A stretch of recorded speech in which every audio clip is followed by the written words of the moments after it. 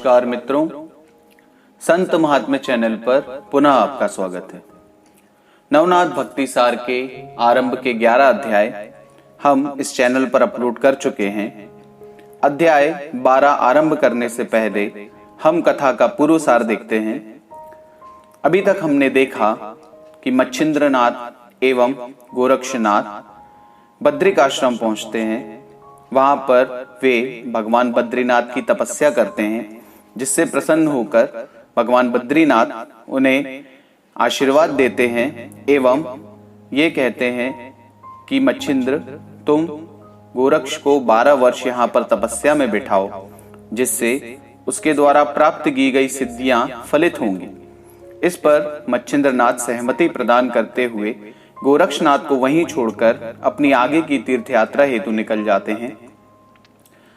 तीर्थ यात्रा करते हुए मच्छिंद्रनाथ रामेश्वरम पहुंचते हैं, जहां उनकी भेंट बजरंगबली से होती है। बजरंगबली मच्छिंद्रनाथ को उनके द्वारा दिए गए वचन की याद दिलाते हैं एवं उन्हें लेकर स्त्री राज्य में मैनाकिनी रानी के पास पहुंचते हैं। जहां मैनाकिनी मच्छिंद्रनाथ का परिचय पूछती है, तब बजरंगबली उन्हें बताते हैं कि मैंने तुम्हें वचन दिया था कि एक महायोगी मेरे साथ यहाँ पर आएंगे और आपके पुरुष सहवास की इच्छा पूर्ण करेंगे, अतः ये वही महायोगी हैं। तत्पश्चात बजरंगबली रामेश्वरम की ओर प्रस्थान करते हैं। कालांतर में मैनाकिनी और मच्छिंद्रनाथ से एक पुत्र का जन्म होता है, जिसका नाम वे मीननाथ रखते हैं, जो कि ऊपरीचर वसु के अंशावतार होते हैं। इधर दूसरी ओर हस्तिनापुर में राजा बृहद्रवा सोम यज्ञ करते हैं और इस सोम यज्ञ में प्रतिदिन यज्ञ में एक आहुति देनी होती है।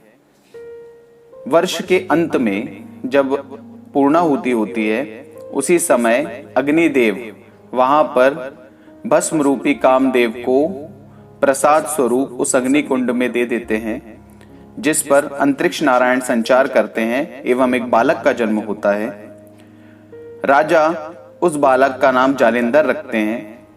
कुछ समय पश्चात जब जालिंदर तरुण होते हैं, तब राजा उनके विवाह हेतु अपने मंत्री को योग्य कन्या को ढूंढने के लिए भेजते हैं। जब यह बात जालिंदर को पता चलती है, तब वह अपनी मां से एवं अपने मित्रों से पत्नी का विवरण पूछते हैं। इस पर उसके मित्र उन्हें जो भी बातें बताते हैं, वह सुनकर जालिंदर का मन अत्यंत खिन्न हो जाता है एवं विरक्त भाव से वे वन की ओर प्रस्थान करते हैं। वन में भटकते भटकते वे थक कर एक पेड़ के नीचे सो जाते हैं। उसी समय उस वन में दावानल हो जाता है एवं अग्निदेव अपने प्रचंड रूप में वहां प्रकट होते हैं, किंतु जालिंदर को देखकर वे अत्यंत शांत हो जाते हैं एवं जालिंदर से वहां आने का कारण पूछते हैं। यहां तक हमने देखा था नवनाथ भक्ति सार के अध्याय 11 में।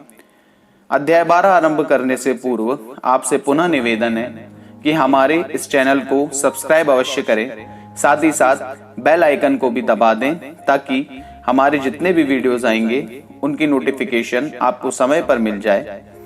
आपके द्वारा किया गया छोटा सा सहयोग हमें इसी तरह के और आध्यात्मिक एवं धार्मिक वीडियोस बनाने के लिए प्रेरित करेगा।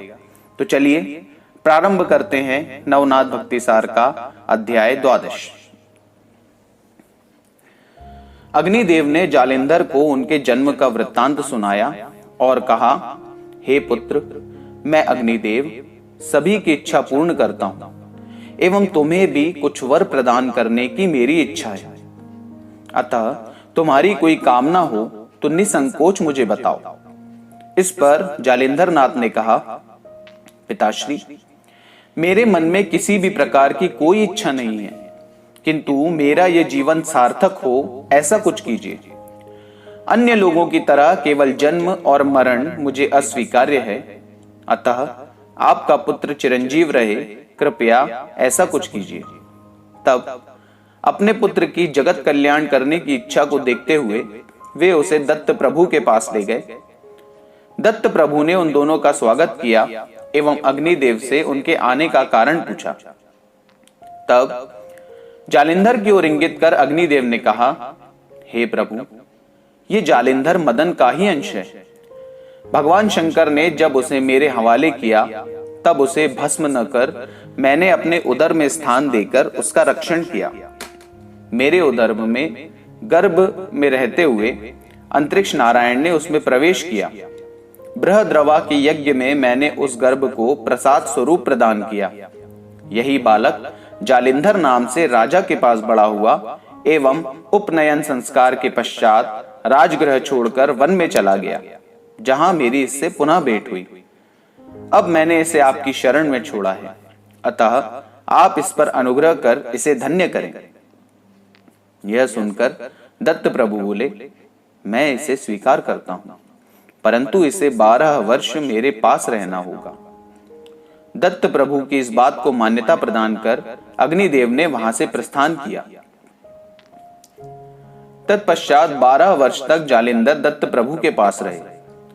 उस कालावधि में दत्त प्रभु ने उसे मंत्र दीक्षा प्रदान कर अद्वैत का बोध कराया। जालिंधर को सभी प्रकार की कलाओं, विद्याओं एवं शास्त्रों में निपुण कर सभी देवताओं से वरदान दिलवाए।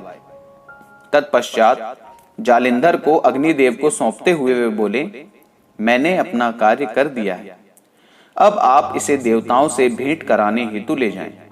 तब दत्त गुरु को प्रणाम कर अग्निदेव ने जालिंधर की भेंट सभी देवताओं से करवाई एवं उन्हें बद्रिकाश्रम में तपस्या हेतु बैठाया। 12 वर्षों की कठोर तपस्या के फल स्वरूप जालिंधर नाथ पर प्रसन्न हुए सभी देवताओं एवं त्रिदेवों ने उन्हें अनेक आशीर्वाद दिए। जालिंधर की तपस्या फलित होने के कारण बद्रीनाथ अत्यंत प्रसन्न हुए। उन्होंने अग्निदेव समेत जालिंधर नाथ को 3 दिवस तक अपने पास रखा।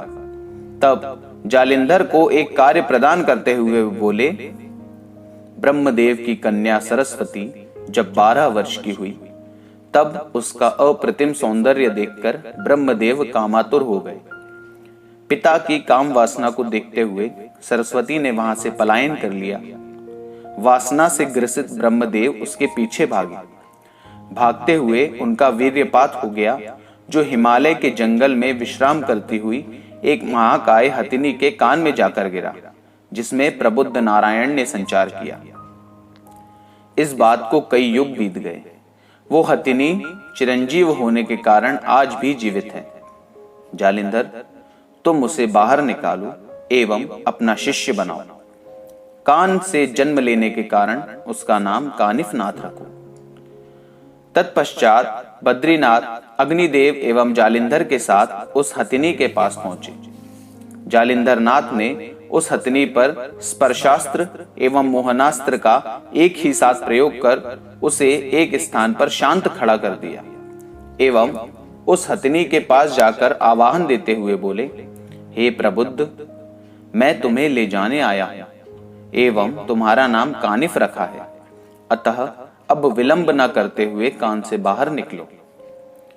यह सुनकर हथिनी के कान से 16 वर्ष का एक तेजस्वी बालक बाहर निकला। जालिंधर नाथ ने उसे नीचे उतारा एवं उसने उन तीनों को नमस्कार किया।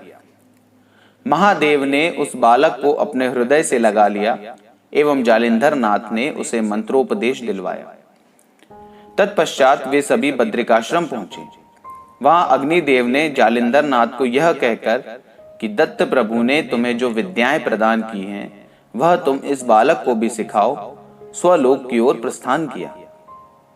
तत्पश्चात महादेव के सानिध्य में रहकर 6 महीने तक जालिंधर नाथ ने कानिफ नाथ को सभी विद्याओं से संपन्न किया।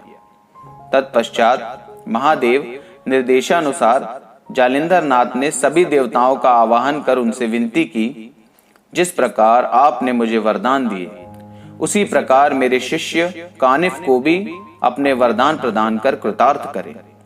तब सभी देवताओं ने यह कहते हुए कि वरदान क्या रास्ते में पड़ी हुई कोई चीज है जो उठाया और दे दिया? कल को तुम्हारे हजारों शिष्य होंगे, तो क्या हम सभी को ऐसे ही वरदान बांटते फिरेंगे? ऐसा कहकर देवताओं ने स्वस्थान की ओर प्रस्थान करने लगे।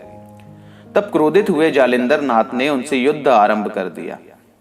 उस युद्ध में नाथ पर सभी शस्त्र असफल होते देख देवताओं ने नाथ पर एक साथ आक्रमण कर दिया। तब नाथ ने कामिनी अस्त्र के प्रभाव स्वरूप असंख्य अप्सराएं उत्पन्न कर दी। तब काम मोहित हुए उन देवताओं को अप्सराओं ने बेर के झाड़ पर ले जाकर बांध दिया एवं देवताओं के सभी वस्त्रों को उतारकर जालिंधर नाथ के समक्ष लाकर रख दिया।